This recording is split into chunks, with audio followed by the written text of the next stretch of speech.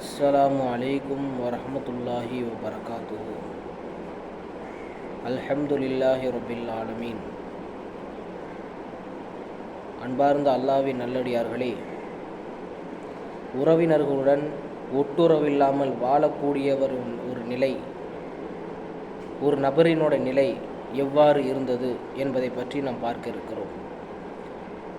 அல் கிதாபுல் கபாயிர் என்று சொல்லக்கூடிய ஒரு கிதாபில் பதிவு செய்யப்பட்டிருக்கிறது. ஒருவர் 300 காலகட்டத்தில் ஒரு செல்வந்தர் ஹஜ்ஜு செய்வதற்காக வேண்டி மக்காவிற்கு செல்கிறார். அந்த மக்காவிலே நம்பிக்கைக்குரிய ஒரு நபர் இருக்கிறார்.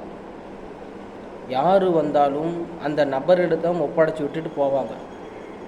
அப்படியாப்பட்ட ஒரு நம்பிக்கைக்குரிய ஒரு நபர், யாரையும் ஏமாற்ற மாட்டார், மோசடி செய்ய மாட்டார். யாராவது ஒரு அமானிதமான ஒரு பொருளை கொடுத்தால் பாதுகாத்து வைக்கக்கூடிய ஒரு நபர், நம்பிக்கையான ஒரு நபர். அந்த செல்வந்தர் 1000 பொற்காசுகளை அமானிதமாக கொடுத்துவிட்டு அரஃபாவிற்கு சென்று விட்டார்.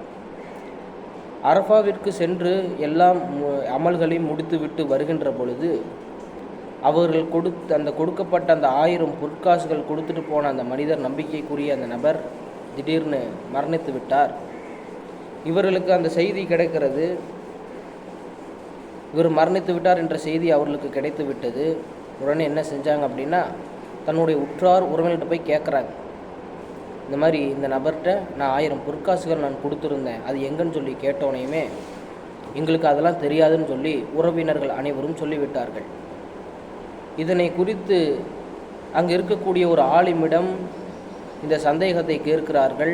இப்படியெல்லாம் நடந்து விட்டது என்பதாக சொல்லும் பொழுது அந்த மார்க்க அறிஞர் கூறுகிறார், நீங்கள் ஜம்ஜம் கிணற்றிற்கு சென்று அந்த நபரினுடைய பெயரை சொல்லி அழைத்து பாருங்கள், அவர்கள் சொர்க்கவாதியாக இருந்தால் பதில் கொடுப்பார் என்பதாக சொன்னார்கள். அந்த நடு இரவில் சென்று அந்த மனிதனுடைய பெயரை சொல்லி அழைத்தார்கள், பதில் வரவில்லை. மீண்டும் வந்து அதே மார்க்க அறிஞரிடம் கேட்கிறார், நான் நேற்று போய் அழைத்தேன், எந்த ஒரு பதிலும் வரவில்லை என்றார். சரி, ஓமன் நாட்டில் உள்ள ஒரு கிணற்று பக்கத்தில் போய் அங்கே நின்று அந்த மனிதனுடைய பெயரை சொல்லி நீங்கள் அழையுங்கள் என்பதாக சொல்லும் பொழுது, கூப்பிடுங்கள் என்பதாக சொல்லும் பொழுது, அவர் நரகவாசியாக இருந்தால் பதிலளிப்பார் என்பதாக சொன்னார்கள். அதே மாதிரி போனாங்க, இந்த கிணற்றுக்கிட்ட நின்று கூப்பிட்டாங்க. அந்த மனிதனுடைய பதில் வந்தது.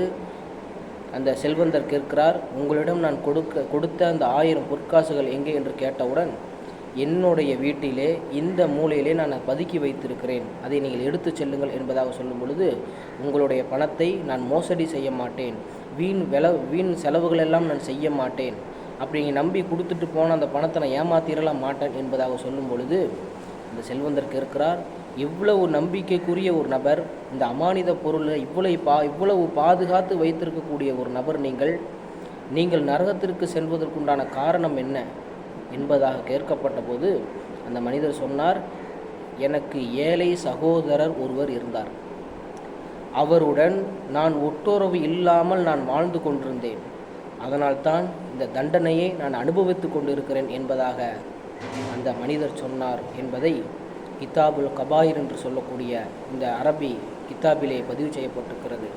நாமும் நம்முடைய உற்றார் உறவினரிடம்